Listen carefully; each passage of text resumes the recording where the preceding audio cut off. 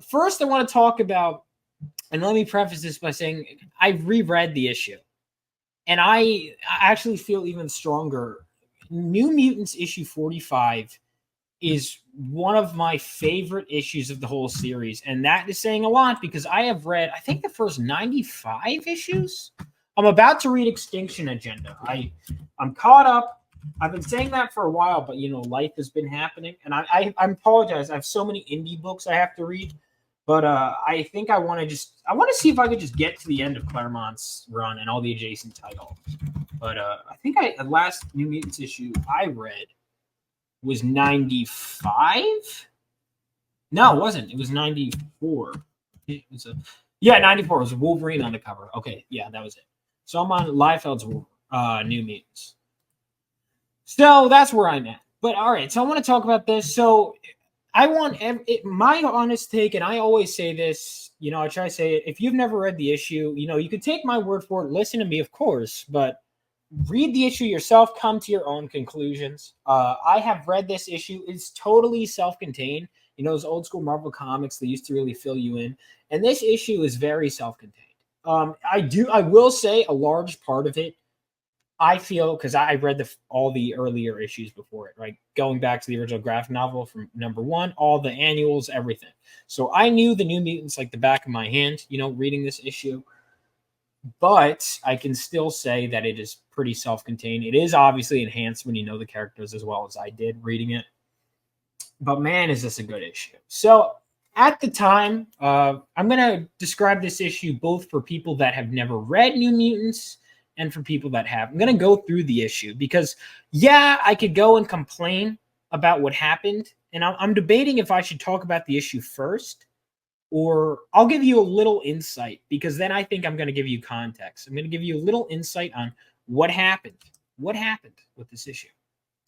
And this is a very rare case of me actually, it's funny. I got a notification on the New Mutants Reddit, which I didn't even know I had notifications for, which is very odd because I don't really use Reddit at all. I actually don't like Reddit.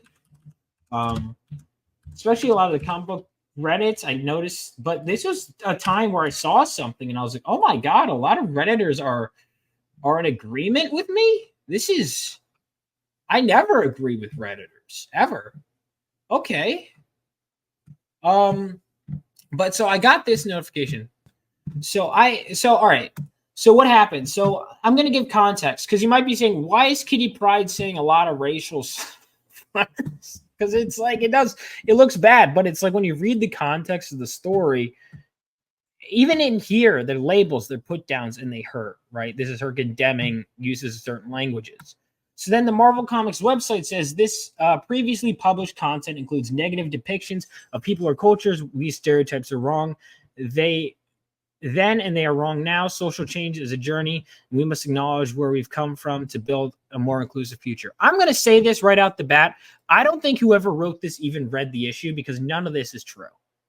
Chris Claremont, because I met the guy multiple times, and Chris Claremont, one of the most, I would say, if we're talking progressive writers in comics, he did so much. You want to talk about diverse characters? You want to talk about all that? I mean, he blew the doors wide open. He put gay characters in comics when they were outright banned, and he would fight editors to put them in comics, and he had to hide it. Mystique and Destiny were meant to be gay. North Star was meant to be gay. And on top of that, I mean, you look at the characters he created, very diverse. It says negative depictions of people or cultures. Now, I'm going to go through the whole issue because I don't believe in taking things out of context like whoever wrote this did. And we can come to our own conclusions. Now, obviously, I came to mind. It's very clear in the issue that I would say I would honestly go as far as to say if this came out today, I think some people would call it woke. I think they'd be wrong too. I guess it depends on your definition, but no, this is very clearly a progressive issue of X-Men and New Mutants, I'm sorry, but more importantly than that, it is one of the best issues. Having reread it, because you always have that fear when you revisit a comic. Oh man, is it as good? It is better than I remember it being. This issue is a gut punch, man. This is an emotional issue. And I was like, oh, it's because here's the thing. This one is a roller coaster. Like there were times I laughed out loud, and then I'm like, oh man, it's getting to this part.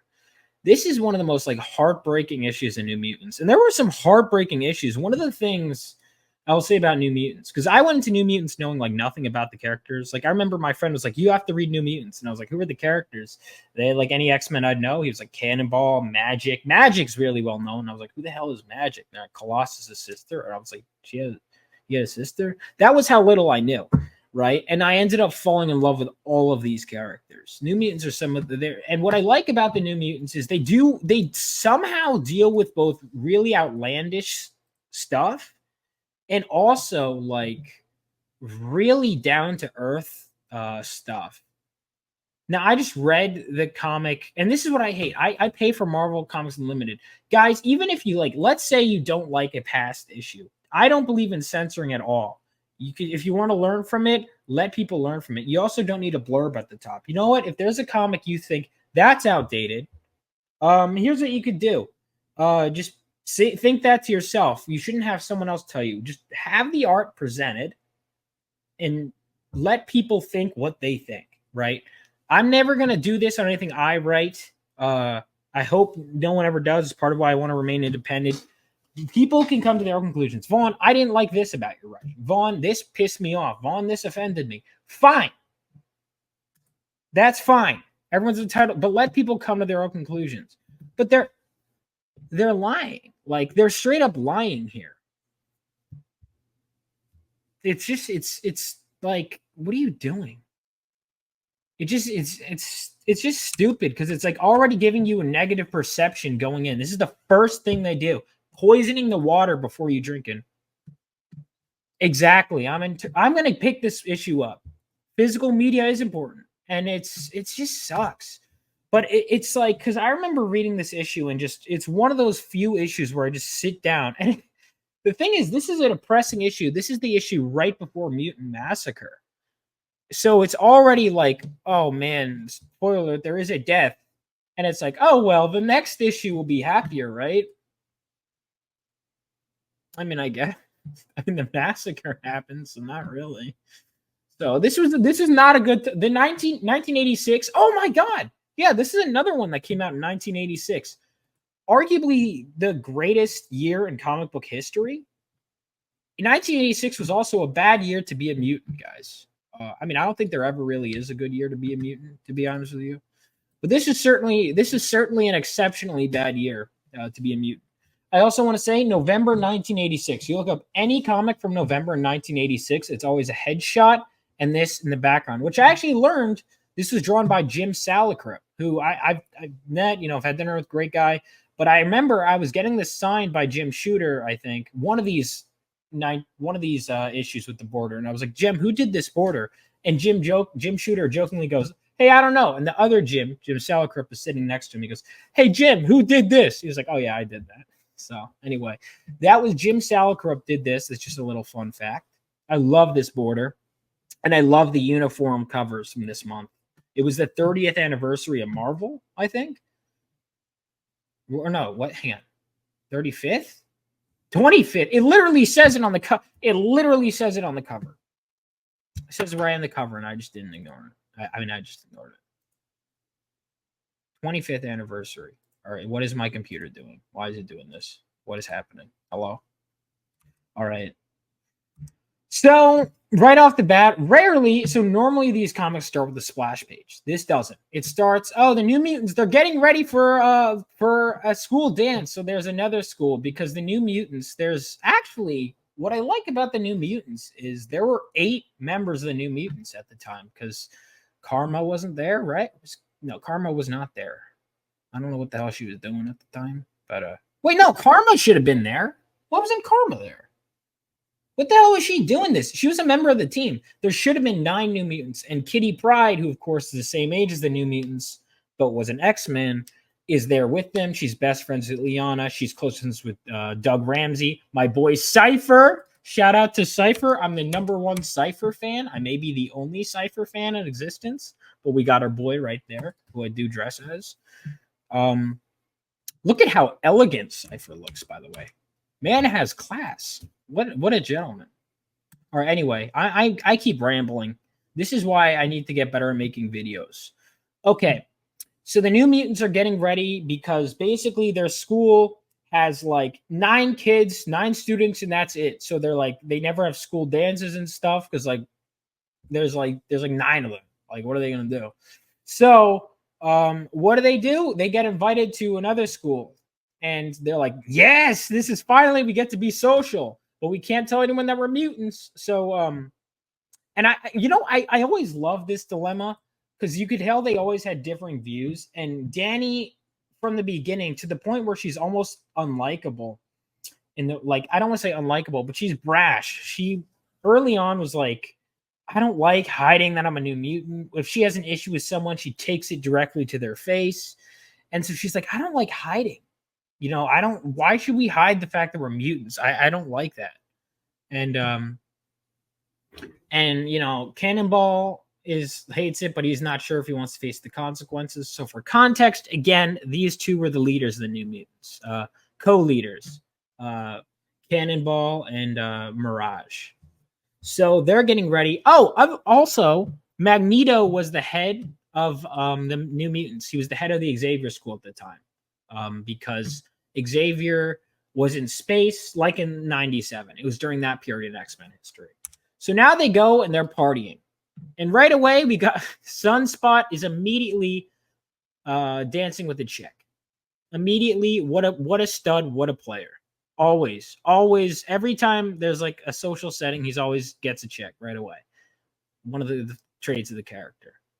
And then, of course, Kitty is with this guy. Ileana is with this guy. So we go through. Everyone's dancing, and immediately Kitty's pissed off because suddenly she's realizing that the guy that was dancing with her was really just trying to get with Ileana because she was considered like the hot one of the two. And Kitty was, and I guess this is something I never really thought of, I guess flat chested for a teenage girl or whatever. That was one of the things they said, and she was insecure about it. And it's like you get a sense that she's really pissed off because all the guys are just swarming her roommate. And Kitty's pretty in her own way, but these guys, they all want the blonde, right? They all want the blonde Russian chick. And so you see that. And these two are dancing. Amara and Suns and Cannonball, they're dancing. Cannonball's girlfriend's away, so they're just dancing. Sunspot's already getting good. We have like a couple scenes of them interacting. And then, hold on, I made a list of what things people could possibly find offensive.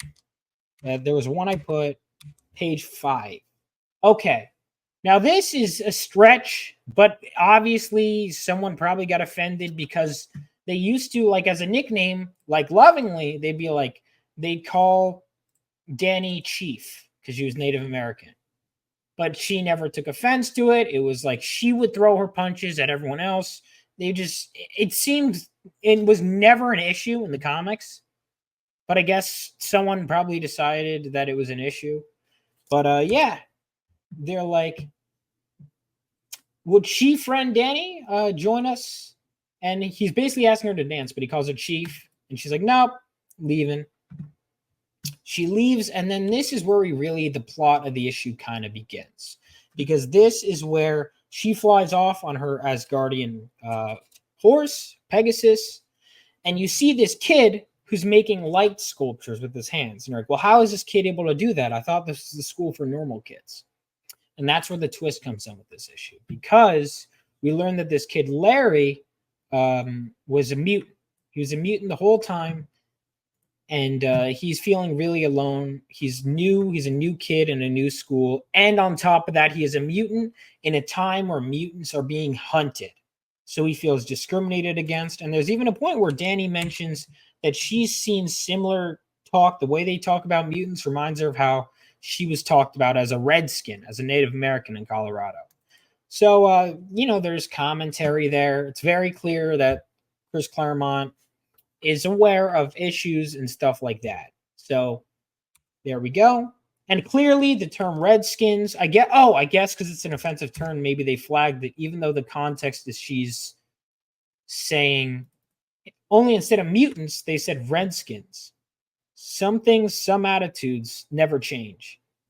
Okay, so apparently because she says that, I'm supposed to say that this issue is racist, even though they're highlighting it as like not good, but okay. All right. I mean, that's taking it out of context, clearly. So now Larry is basically told, dude, what are you doing outside? Come in here. And you notice right away that he is scared to get caught using his powers, his light powers, because he doesn't realize that there are other mutants around him. He thinks he is totally alone. This is a big theme in this issue, is that Larry thinks he's totally alone. And the irony is that there are mutants right by him. And immediately Larry is likable. He's a sweet guy who's just very insecure. And so is Kitty Pryde. I mean, I love Kitty. So she's pouting outside because none of the guys are talking to her. He's pouting outside. So they basically are like, why don't you dance with him? And I love Kitty Pryde's dialogue. She's so well written. Enjoying yourself, Kitty? Yep, sure thing, Professor. Having a wonderful time. Wouldn't have missed it for the world. Can I go home now? I love her. She's got such an attitude. She's so funny. And she's like, all right, fine. We're dancing. We're dancing. Please don't put yourself out. I don't want to be bothered. No sweat, no bother. I'm Kitty Pryde. And now they're dancing. And this, I love Chris's dialogue here because this is exactly what teenage boys are like. Sunspot's grabbing ass and kissing this girl already. Player, and she's like, this is gross. And he's like, hey, I wouldn't pull anything like that. And she's just like, chill out, Larry. I wasn't talking about you. And he's like, all right, sorry, I didn't mean it. Like immediately he's like, ah, shit, did I mess it up? And I love this panel right here where he's like, really stupid, classic jerk. Put my foot in the mouth that time for sure. But how to start again without making things worse? Be simpler just to die. And she's just like, he's nice. That's not men in a nutshell. We're like, oh my God, I messed it up. And the girl's just like, yeah, he's nice. I love it. So good. And then it's like, she's nice. And as he's at the punch bowl, that's when these guys start bullying him. It's clear that he gets picked on at school, whatever. These guys spike the punch. And suddenly they start jokingly calling him a mutie just to mess with him. A mutie is like a term for mutant in this world. And he's like, gets really defensive. He's like, I'm not. And they just say it as a joke. They have no idea that he's actually a mutant. But that triggers him because he is. And so because they see that it's a vulnerable spot for him, they're like, all right, we have a plan. Let's scare him later today. So at the time, X Factor were mutant hunters. Turns out they were actually mutant hunters in disguise. They didn't know that. And it's a whole meta commentary about how you can't hide, whatever. So that X Factor is going to get called. And they're like, we're going to call X Factor, but not actually. We're just going to put a label by him to scare him and think that we call the mutant hunters on him. And it's going to freak him out. That's their mean prank. And some of the others are like afraid to go along with it. But they're ultimately going to. And later on, after dancing, we get Kitty Pryde and him. They're hanging out. And suddenly, he finds the note from them. And he's like, oh my God, they're out to hunt me. X Factor's going to hunt me.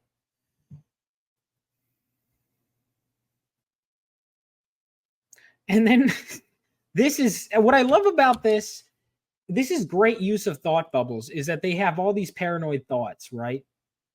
And what I love about it is basically he's like hiding it. He's like, oh, I'm nervous. And he just plays it off as, isn't a body a lot of nerves on a first date? And she's like, that's sweet. And she goes, you're not alone. And so basically she's admitting she likes him and that it's a date. And it's like, suddenly he feels better. But Larry, and he's one of the things I like about him is he's so relatable. He's so human.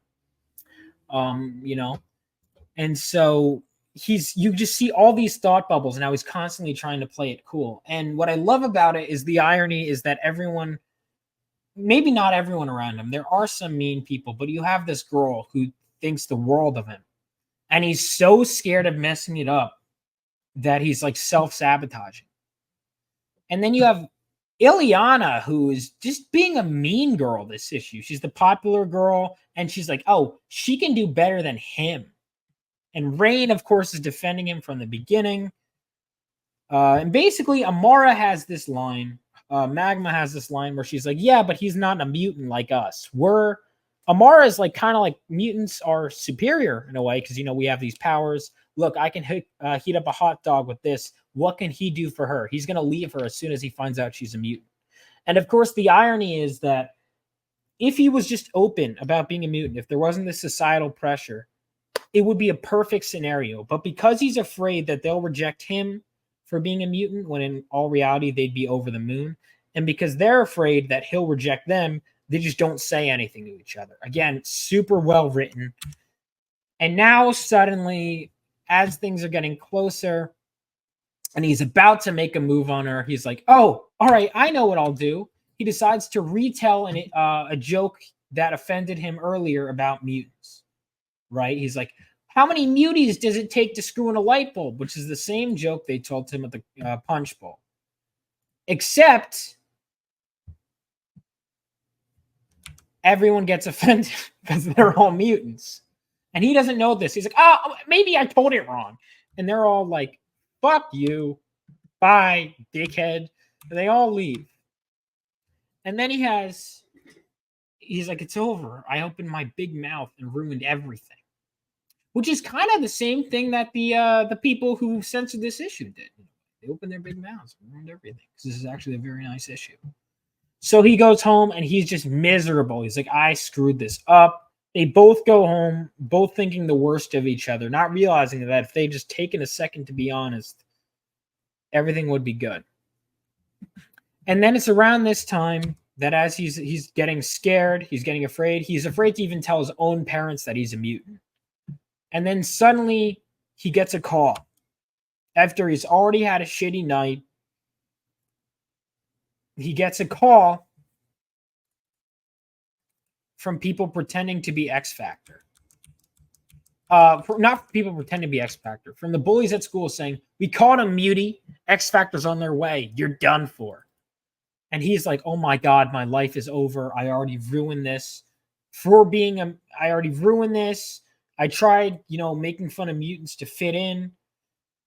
Everyone's going to hate me. My parents are going to disown me. All of this. And meanwhile, Rain Wolfsbane, who suspected was the only one outside of Kitty who vouched for him, followed him home with his scent because she suspected that there was something off about him, that he was actually a good dude. She sees that he's a mutant, and she's like, I'm going to tell the New Mutants. And this is where the issue really takes a turn from the worst. Because, this is a rough issue. It gets back the next morning, and it's like business as usual. And Rain comes back, and she's like, hey, I had news for you guys. She goes, I have wonderful news about last night. And they're like, hold on a second. Magneto goes, hold on a second. The good news is going to have to wait. Because Larry has committed suicide. And it was like, because she was, however, too late, by the time she got back to the mansion, everyone was asleep. And she waits till the next morning to tell them. And by that point, he was in such a fragile mental state that he takes his own life. And suddenly it becomes from this love story issue. And I remember first reading this, and it was just such a gut punch. It's so sad, man. It's so sad. And immediately they're just devastated. Now we get to them in the danger room. And it's like they're all processing it in different ways. And Ileana is just being an asshole. And so is Sunspot. But the truth is, and this is, I think, one of the main themes of this issue, I'm really glad I reread it, is it's kind of that hurt people. Why did he say mean things about mutants? Because he was one. He wanted to fit in, and he was scared. And why did he mess up this thing? Because he was afraid he would lose it. And, Sunspot goes, he was a coward. Because they're all still hurt by him and the mutant comment he made. And Ileana is, of course, super rude to him. And he's like, his fate. And she's extremely cold in this issue. I'm like, oh my God. I forgot how mean she was. Danny and Cypher are just devastated. They're totally devastated. Because their whole thing is saving lives. And like, we couldn't even save this one kid at the party that we were just with. We go on all these missions, and that's that. And then you have these great moments of everyone else reflecting in between bits of action. And one of the ones that's great is Warlock. So Warlock is not from Earth. He's a techno-organic feeling. And one of the lines he has that I think is super impactful is because he doesn't understand human life. And he goes, I don't understand. He goes, Query, life glow is the most precious of all things. Why would why would Larry extinguish his, especially without offering energy to another to sustain him or her? Because that's how it works. He could transfer his life glow to other people. And what he doesn't understand is it's like, why would you take the one thing that's most precious deliberately? And it's funny because it's like, you just ask that question and it comes from such a naive place, and it's just so sad, man. And then you have Amara, who's from this like ancient Roman society, and she goes, in my country, in my society, it wasn't a disgraceful thing. But instead of it being like, well, this is my life, my view, she goes, but I learned this view is wrong, basically. And I learned that you should never give in despair from meeting you guys. You guys proved to me that you'll never meet despair. And it's kind of this multi-layered comment because one, it's like, yeah, we've come a long way past ancient Rome and how, certain things about her society were outdated, and that your life is precious and it should never be taken for granted, and that you can't give in to despair. And she has this line where she says, and the worst crime imaginable is to yield to despair. And another sad thing is that if they had the power to change her worldview and convince her that despair is the worst thing and that you should never yield to it, the New Mutants had the power to save his life too. And it's just such a, and just going back and analyzing this issue even now, it's such a gut punch. Because it's like they were right there. They could have saved this kid's life when he was desperate. And because he got in his own head and gave in to despair when the lifeline was right there, he takes his own life. And it's so devastating. Because listen, I mean, I can tell you I've had friends that have taken their own lives, and one of the first things I ever thought about was, the first thing is, man, why didn't he reach out? I would have been there. I would have talked to him in those final moments. Those are the feelings I'm sure anyone can relate to. And it's so human. And it's so real. Hellhound says, well, there's no more raw feeling than a teenager feeling lost with no one to turn to. No one can write real emotion like that anymore. It's true, man. Ain't that the truth? But especially this, And it's like he really thinks he's alone, and he's surrounded by people that love him, that would have come to love him. He would have been one of the New Mutants. And it's just like, man, it's so sad. So Kitty Pryde goes to his house. And she's afraid to find the body in the basement, and she goes up to his room. She can phase through and walk on air, and she sees the sculpture that he made out of light, and she touches it, and it disappears. And she's like, oh my God, I took the last trace of him. I lost it just like I lost Larry. And she just starts crying. And it's like, she finds his final note and sees the X Factor letter and realizes that he was a mutant, and that joke was a defense mechanism, and that makes her feel even worse. She's like, we were right there. We could have saved his life. And it recontextualizes everything. And oh my God, this part where the parents come home. And she's like, tell me this is a dream. Tell me he'll be all right. And he's like, I wish I could, but our son is dead. And it's like, anyone who's ever, man, it's like you could tell Chris was pulling from some real stuff. Maybe he heard a story in the news. And it's so sad, dude. Like, this is such a depressing issue. But it's so powerful. And then you have Wolfsbane, who's, by the way, this is a badass look. Her in the trench coat, like a werewolf, and she's about to hunt them down. And she's like ready to kill the people that called him. She's like, I know who they are. I got their scent. These are the people that called him. These are the people that scared him into ending his own life. She sniffs the note and she gets it. And she's like about to kill these kids. And that's when Kitty, Danny, and Sam, they come up to her and they're like, is that worth it? And Danny has this one life where she goes, look at them. She goes, look at them. Listen to what they really listen to what they say and how they say it. They're already paying.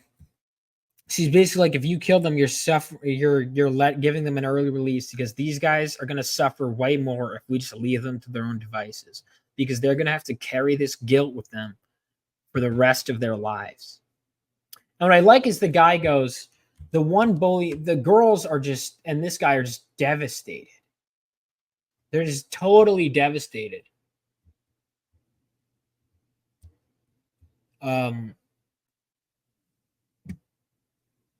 They're like, oh my God, he was a mutant. And the one guy goes, yeah, well, maybe he probably was a mutant, so he deserves it. And the girl just goes, you're sick.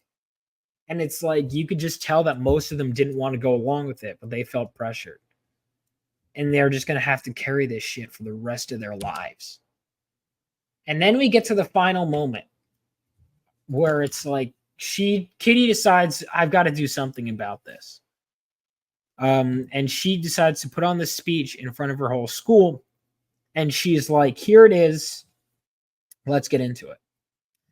And she starts basically telling them, this is the line. And this is the line was censored. And by the way, the impact of the scene was you see a list of her just saying these slurs. And it's like, okay. It's like, holy crap. That is, wow. I did not expect them to print that in an all ages book. That is one of the dumbest takes I've ever heard in my life. I know you got to be joking. Horribly written in bad art. That couldn't, both of those statements could not be further from the truth. Just objectively speaking, you're wrong. So, yeah, so basically it's like, she goes on this whole speech. It's like, who am I? A four-eyed, flat-chested brat, chick, brain, heat.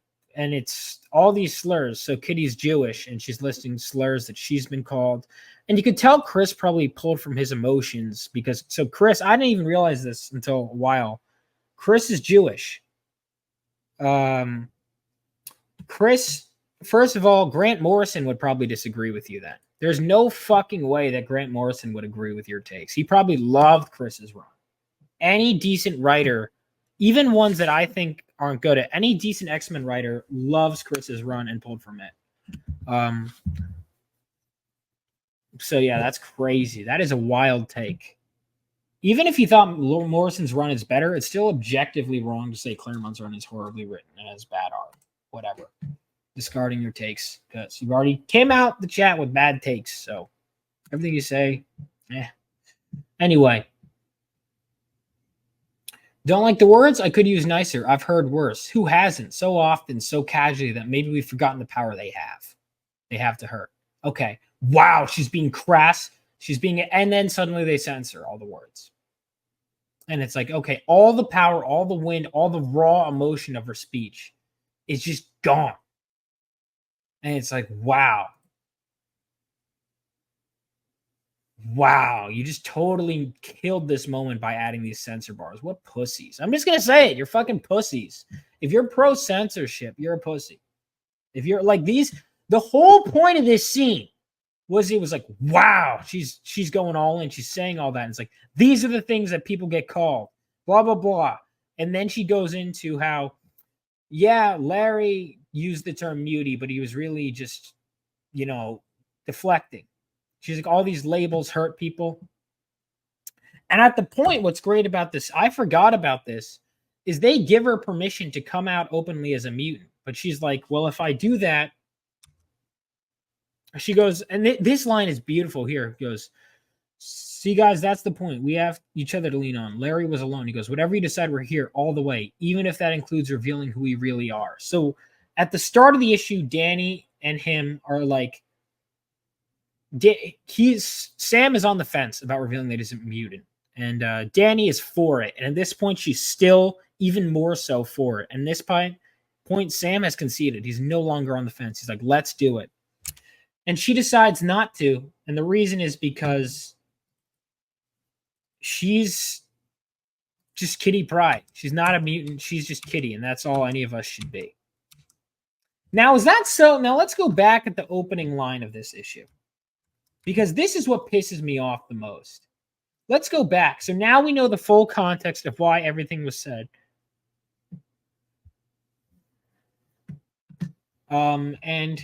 Jim Lee's run. You mean the run that he did with Claremont? That was... Hang on. So you contradicted yourself already. Go and look up Jim Lee's X-Men art. X-Men #1, written by Chris Claremont, 1 through 3. We got tons of... All of his early X-Men stuff was written by Chris Claremont. So you just admitted that the art was good. What are you talking about? Can never have consistency. Anyway. So yeah, let's look at that again. The previously published content includes negative depictions of people or cultures. These stereotypes were wrong then and they are wrong now. What negative depictions of people or cultures and stereotypes? What are you talking about? We just went through the whole issue. What negative depictions of people or cultures? What are you talking about? This is insanity. Like, can you find... What is one example? This is insanity, dude.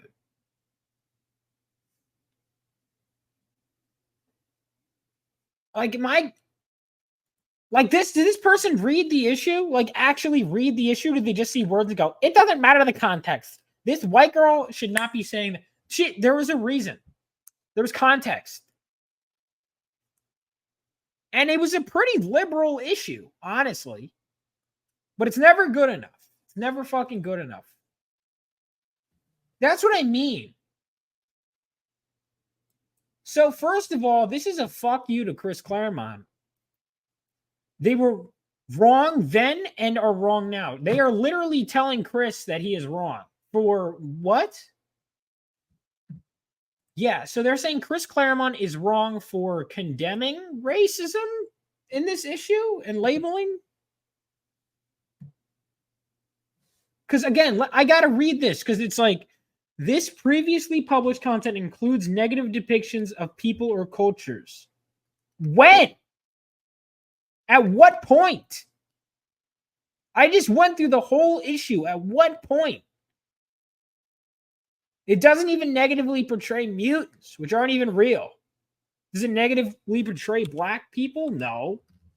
We got Sunspot or Hispanic people. He's smooth. I guess you could argue Sunspot is like, I don't know, flirting too heavily with this girl and is sleazy, but that has nothing to do with him being black. That's just, I never would even, that's a character flaw? Or maybe, depending on how you ask, is he a ladies' man or is he a sleaze? Could go either way. Is he a stud or is he a sleaze? Or is he both? Is he just human and maybe humans are flawed? Danny is, what, they called her chief once and she was fine with it. What other negative possible stereotypes? They say that maybe they were, you know what it was? Maybe they weren't respectful to ancient Rome enough for having suicide be accepted in their society. Am I not allowed to say that on YouTube? Oops.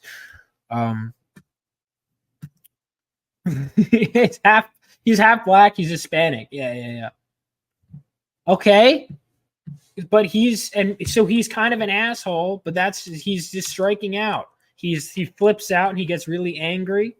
But that's his character. He has anger issues.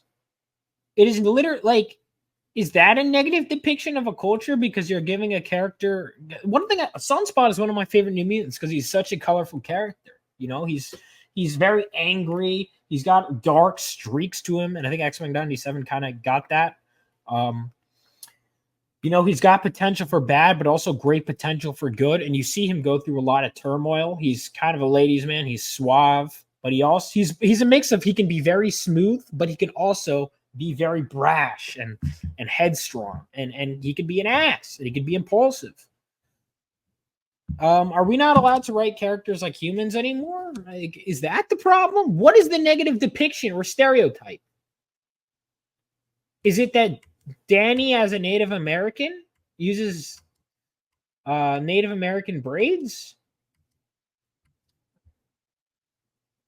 Like, fuck off. Like, I just went through this whole issue. What negative depictions are there? Is Ilyana the Russian drinking? Is that it? Anti-Russian propaganda? I'm sure they're really offended on behalf of them. Yeah, like, where is the negative depiction? We went through the whole fucking issue. It's not there. You're lying. And honestly, I think I'm going to unsubscribe from Marvel Unlimited. And this is the sad part. So I reread it earlier. And the sad part is the colors are not going to be as vibrant. You know, if I read them all, I would rather give it money, man. But if you're going to do shit like this, if I know I'm paying for a censored version, I'm not paying. I don't care if the colors are prettier. And I don't want to read it online that way. You know, let me show you what it would have to be like, because when I read the uncensored version, right? Like, it still looks good, but come on, it's faded. And the sad thing is, I'm glad I got to read this digitally online in bright colors. And the sad thing is I'll never get to now, because even if I go and get an original copy, it's faded. It's faded. And Censors have been used very derogatory terms, usually by villains or antagonists. I don't think it ever should be censored context either. Most of the time, people using Censors are villains. Why censor? That's the point. She's literally saying that these are bad things to say. These hurt. This guy ended his own life because of it. Let's be better. And Marvel is like, no, that is a bad message to set. No, it's not. That's a very good message. It is a great experience, but you know what I mean, Lo. Like, because they had, like, I'm sorry, they look pretty. The colors are pretty. It's so insane. It's so insane because it's like, this is such a good issue. It's very human. You can relate to everyone, even though Magic was a bitch in this issue. Like, I know she could be bitchy, but it's like, man. All right, so Connor Wayne is just a troll. I figured as much, but I'm like, you know, I notice they do that, and he has the same joke he makes over and over again. Gee, old mint copies don't look. Is that true? Well, old mint. That's so. I guess I'll have to pay for mint. It's so sad, man. Like this, I will say. Obviously, it would have been more thematically appropriate for Kitty Pryde to be the New Mutant on here, but I get it. Magic was the most popular. She's an asshole in this issue, though. She's so mean in this issue. It's still a cool cover. There's so much good foreshadowing, too. Like when Danny's around, Danny can sense death, and she has this air that something is wrong at the dance, and it just gives her the creeps, and she kind of just leaves. And it's like we learn later that, because she, in hindsight's 2020, that this kid was going to end his life, and she has no idea. And oh my God, she's not even there for the entire interaction here either. She has no idea. She probably never even saw the kid because he was outside. This is such a good issue, dude. By the way, hang on. Are we real quick? There's a part where much later, Self recollects strong emotional attachment between Self friends Doug and Kitty. We are friends. We still are. That's as far as it goes. Is Doug coping? Is he actually into Kitty Pryde? And he's just like, I'm fine. Or is he actually seeing her as a friend? What do we think? Because I don't know. Because I always thought that, yeah, like I guess they were just friends. But I don't know. I want to get into X-Men. Claremont's run. Giant Size X-Men #1.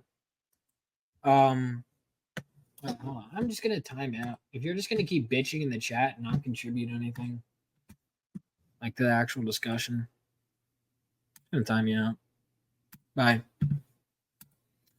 All right. Anyway, yeah. So Giant Size. If you ask me, I will give you a full reading order. Also, New Mutants I view as essential. Giant Size X-Men #1 is where you start, and then you go into Claremont's run. Magic was practically raised by demons in limbo, so yeah, the meanness makes sense. Exactly. Look, here's the thing. Even when someone is an asshole, they're very human. That's one of the things Claremont was good at. I mean, it's no secret. You want to talk about it too. Like, he pulls heavily from like his experiences as a Jewish man. I mean, Magneto was not a Holocaust survivor until Claremont added that. And in retrospect, he was probably, you know, pulling from some deep stuff within him. And it did make the character better. It recontextualized some of his actions and made him a better character going forward. But all the sympathetic stuff with Magneto, it's Claremont. Like even this attempted redemption arc where he's now the headmaster, that was Claremont.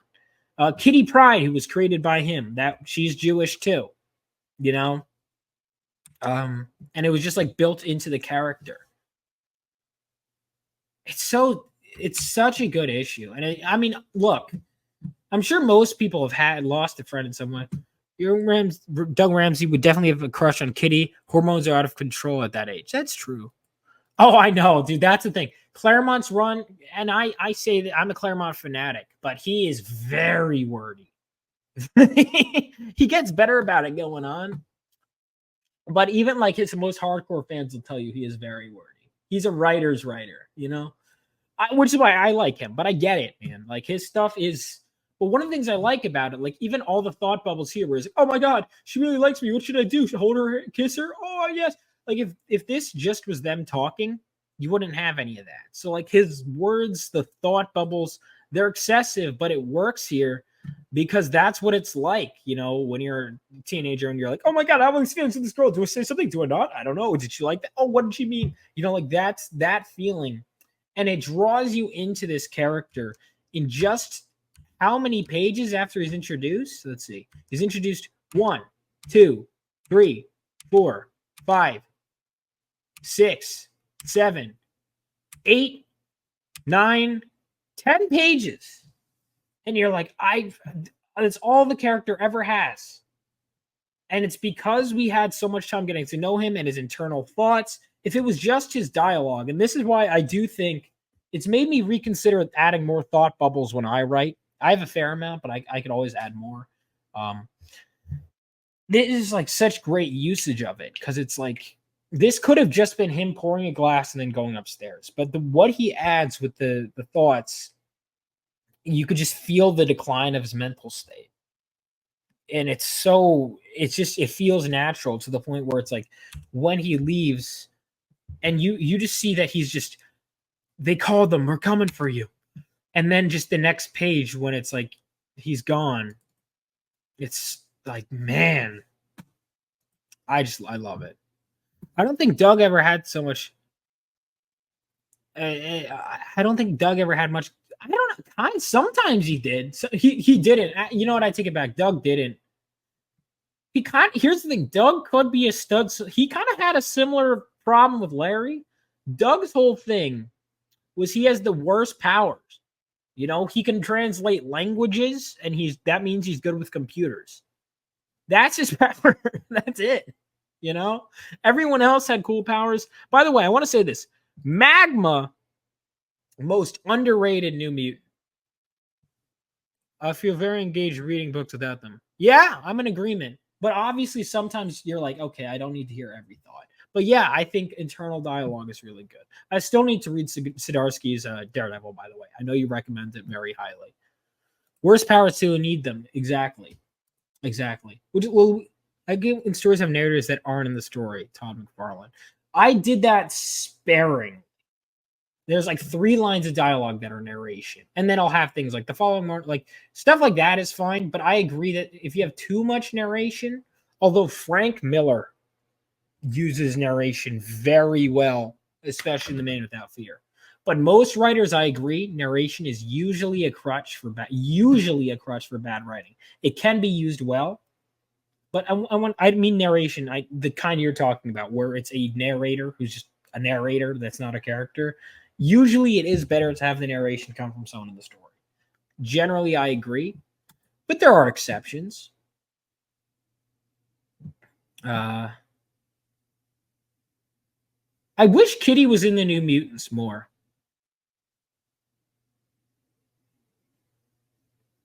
Also, you want to talk about diverse characters? I mean, you had Sunspot, you had Danny, she was from Rome. Where the hell is who's missing? Karma. She's the whole issue. She's not there. Karma is such a weird part because she's a founding member of the New Mutants, and then she nopes out in 7 issues. And even when she's there, she's not. And she'll be like really important for a while, and then bye. It's like, okay. She's always like leaving. It's like whenever you read New Mutants, you'll be like, oh, Karma's really cool. When she's there, she's cool. And then she nopes out. And it's like, okay. For long periods of time. And then comes back. And then she's gone for the 30 fucking issues. It's weird. And Magma is like their most powerful member. And she feels like she's an afterthought. Chips Daredevil now. If you don't like it, I'll send you the money. No, I'm sure I will enjoy it. I have a list of stuff, especially because I know you and I like you. I definitely want to read it. Was Karma Vietnamese? She was, but she was French Vietnamese. So she spoke French. She was Vietnamese.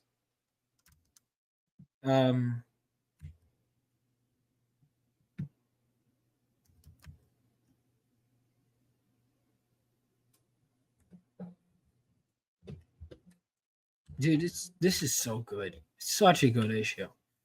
And yeah, it's like, no, they straight up, it's not just the censorship, which the fact is, okay, first of all, the censorship is stupid because it's not like just an N-bomb, right? It's like a bunch of them.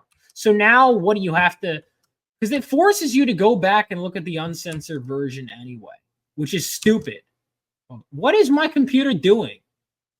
All right, give me a second. Because it has like a list of, and it's like, these are all things you shouldn't say. And you're like, what do you mean? Why is it all censored?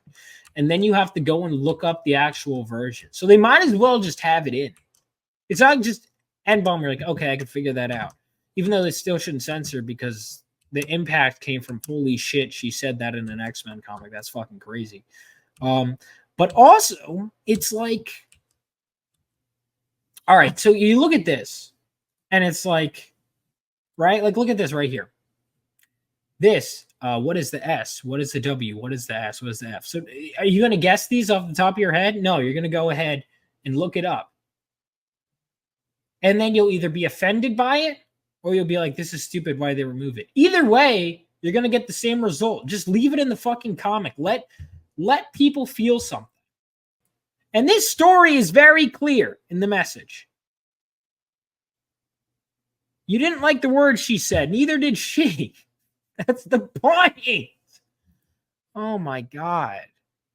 I hate this shit so much. It's so dumb. And let me ask you a question. Like, cause you know how much work it is to create a fucking comic? Do you realize how, like, once you've created one, you realize how many steps there are. So someone's job, apparently, they have so much free time on their hands. Someone's job is to go through comics written by people who are probably more talented than them. Let's be honest. And bitch about them and put warnings and censor them. That's their job. Hey, I have a better idea. How about all those old artists that made those comics who are like suffering, who are barely scraping by because they barely get any royalties? How about you fire all these people that are censoring these comics and help out those creative? I know you have to spite them, right? How about you take that resource and pay your artists better? Give them a bonus every once in a while. Take them, get pizza or something. Hey, you guys have been working really hard. Let's go see a movie. Something like that. Anything is better than hiring these people because all they're doing, they're not doing anything here. I will say I'm taking something positive about it and saying, go read this issue. It's great. That's what I'm doing. But they're not contributing anything positive. Oh, they're starting a conversation. You want to start a conversation on the issue? Have a conversation on the issue. People have been talking about this issue. some offended and some defending it for a while. You don't need this. And so it feels like they're clearly taking a stance against the creator, Chris Claremont. And that doesn't sit right with me. Newsflash, X-Men would be nothing without Chris Claremont. Kitty Pryde, Magic, as we know her, the cover character right there, no. Storm, as we know her today, like all the stuff, like her being from Cairo, the claustrophobia, a lot of the defining traits of Storm, her being a leader of the X-Men, comes from Claremont. A lot of Colossus traits come from Claremont. Rogue, created by Claremont. Nightcrawler being a Catholic, a lot of his, lighthearted sense of humor comes from Claremont. You wouldn't have this stuff without him. But no, you're right. Throw him under the bus. All these characters that they champion, like in their diversity issues, so many of them were created by Chris Claremont. Like they had the nerve of them to throw Claremont under the bus while releasing these like Native American characters issues. By the way, Warpath, created by Chris Claremont. Let's see, Mirage, who's in this issue prominently, created by Chris Claremont. Scalp Hunter, whose name they changed, by the way, created by Chris Claremont. Forge, created by Chris Claremont. So many native characters created by, and it's like, but let's throw him under the bus, but keep making stuff with his characters. Fuck off. What's funny is they have no problem showing women in bikinis or pretty graphic sex scenes, but they're scared to say shit. Yeah, exactly. You can't say shit. And you know what's weird too? In the movies, they say that. Or how about the fact that you could have someone like ripped in half on the page? That's fine. But God forbid someone reacts to that and says, "Oh shit!" Like, you could have like Deadpool blowing someone's head off with a 12 gauge. His brains are all over the place, and then someone goes, "Oh, it's like, really?" So that's where we draw the line. Really? That's where we're gonna draw the line. But here's the thing: it's a Comics Code Authority thing. It was the same thing back in the day, where it's like you could do all this shit, but you can't have characters be gay. Someone up top is making the rules, and they just have to follow it. I guarantee the creators of this comic think this shit is stupid, but they have to follow the rules because those are the rules, right? Like, I'm sure even some of the people that agreed to put this label up, they're afraid because someone up above, who probably didn't even read the fucking comic, put this there. Because someone bitched about it on Twitter or on Reddit, and they caved. How about you grow some fucking balls? How about you take a... Yeah, I did say this. You know what? Fuck you. Yeah, right, because and this is why it's scary to write for other people. Is because they could throw you under the bus pretty fucking easily.